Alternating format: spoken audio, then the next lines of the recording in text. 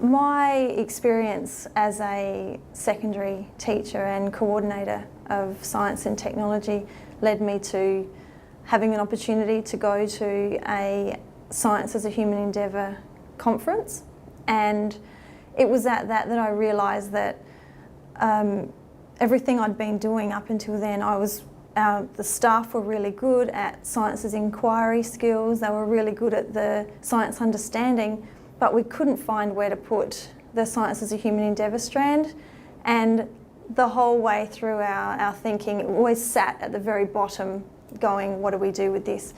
And this opportunity came up and I grabbed it and I took one of my colleagues with me and we sat in this conference, a workshop, and we were probably one of only 2 or 3 secondary teachers that were there from different schools, and thought, oh no, maybe this is just for the primary schools. But in actual fact, we sat there and were given, it's very similar to the randomizer, and we were given this content strand and both of us looked at each other and went, yes, we can do this, we'll get the right answer here. And then we were given a Science as a Human Endeavour statement and were asked to, how would you teach it now? And that was like the biggest aha moment for both of us.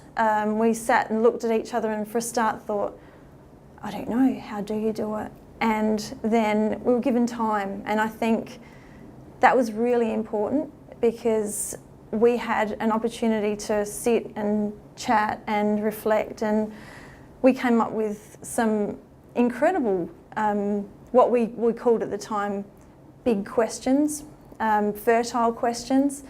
And when we were in the car on the way home, I was so excited because I thought, right, I'm going to make changes, because not only did it incorporate everything we'd already had, but it made it real.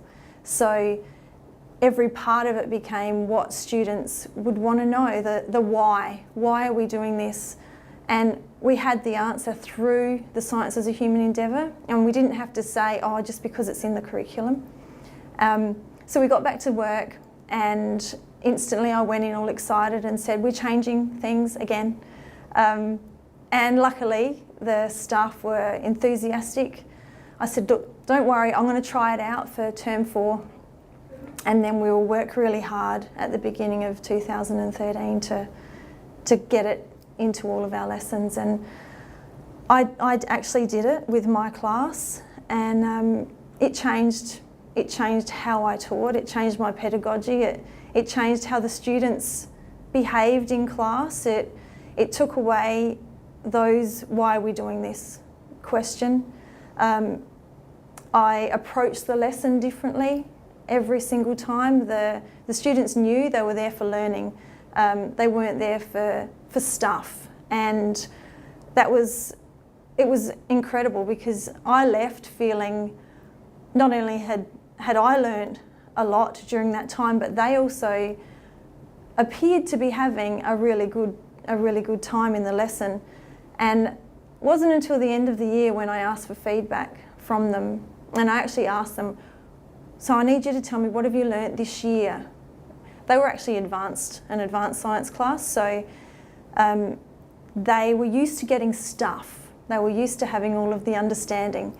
And an interesting comment came from one of the boys who,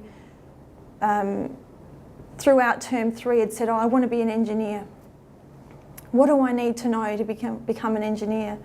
And he actually said to me, I learnt why, what science is for, and I learnt how to use it and why we have it, and now I know why I'm going to become an engineer, and it's for really good reasons, and it's not just for doing science, it's for people, you know, and connected it right back to their own lives.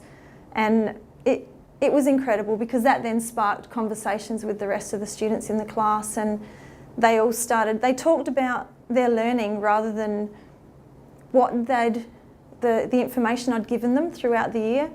And that surprises me because every other year, whenever I've asked for feedback, you get the, oh, we did forces, we did chemistry, we did physics, but this time we actually learnt how science affects us and how we use science for making life better for people and for working out things that are going wrong or anything like that in the world, and making decisions and working out why we buy certain things and why we choose not to, and also understanding the ethics behind the science.